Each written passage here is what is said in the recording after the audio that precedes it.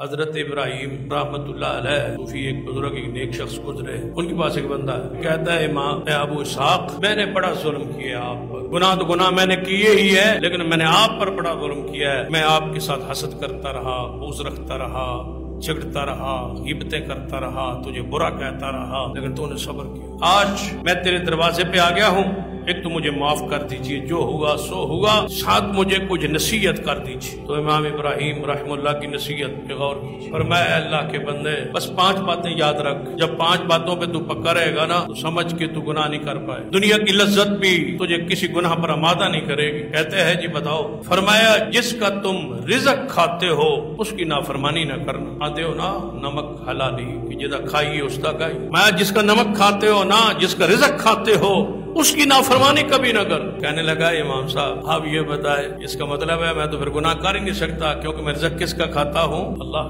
فرمایا اچھا اگر رزق کے بعد بھی حیا نہ آئے نا، اس کا رزق کھا کے بھی نافرمانی کرو تو پھر کم از کم اپنے مالک کے علاقے میں گناہ نہ کر، یہ نہ ہو کہ رزق بھی اسی کا ہو، زمین بھی اسی کی ہو اور تم گناہ کرو۔ فرمایا یہ تو ساری زمین پھر اللہ کی ہے۔ اللہ نے کہا نا ایک جگہ پہ کہ اے انسانوں جنوں گناہ کر جانا چاہتے ہو تو کرو، لیکن میرے آسمان سے کے نیچے سے نکل جاؤ، میری زمین سے نکل کے گناہ کرو، جو تمہاری زمین ہو تمہارا آسمان ہو وہاں جا کے گناہ کرو، زمین میری، گناہ بھی نافرمانی بھی میری، ایسے نہیں۔ فرمایا اگر رزق کھانے کے بعد بھی خیال نہ آئے، علاقے کا زمین کا بھی خیال نہ آئے تو پھر کم از کم گناہ وہاں کرنا جہاں تجھے تمہارا مالک دیکھ نہ رہا۔ فرمایا کوئی ایسی جگہ نہیں ہے جہاں مجھے دیکھ نہ رہا ہو۔ تو فرمایا پھر وہ گناہ کرنا ہو تو کرتے رہنا، لیکن پھر ایک ترتیب بتاتا ہوں کہ جب فرشتہ آئے موت کا پیغام لے کے، اس سے کوئی 10 سال توبہ کے لیے عبادت کے لیے پڑھوا لینا اور اس کو واپس کر دینا۔ پہلے کرتے رہو نافرمانی،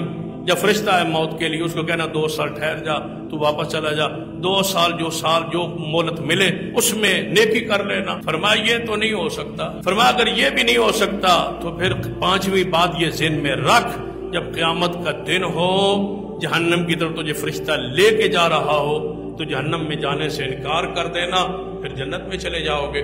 فرمایا ایسا بھی ممکن نہیں۔ فرمایا جب ایسا ممکن نہیں تو پھر اس کی فرما برداری کر، جب فرشتوں سے تو اپنے آپ کو چھڑا نہیں سکتا اور جب تو فرشتے سے مہلت لے نہیں سکتا اور تو اللہ کو وہاں جا کے گناہ کر نہیں سکتا جہاں تجھے مالک رازق خالق اللہ دیکھے نا، علاقہ بھی اسی کا، زمین بھی اسی کی، کھانا بھی اسی کا، حساب بھی اسی کا، جانا بھی اسی کے پاس، پھر گناہ کس بنیاد پہ کرتے ہو؟